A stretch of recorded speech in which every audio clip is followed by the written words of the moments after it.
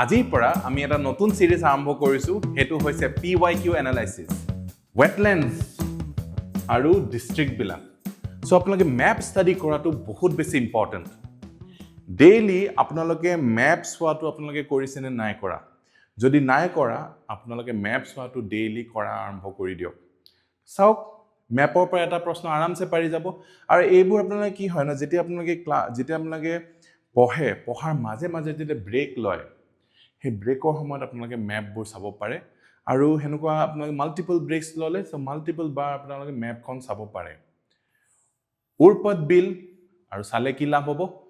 around 10 questions মানে 20 marks হাহি আপোনাৰ 20 marks ওলাই আছে কি প্ৰবলেম আছে so next question match the following wetlands আৰু districts উৰপদ বিল হুন বিল তামৰঙ্গ বিল নন্দী হুনাই বিল শুদ্ধটো হৈছে A2 B4 C1 আৰু D3 উৰপদ বিল আছে গোৱালপাৰাত হুন বিল আছে কৰিমগঞ্জ তামৰঙ্গ বিল আছে বঙাইগাঁও আৰু নন্দিনী হুনাই বিল আছে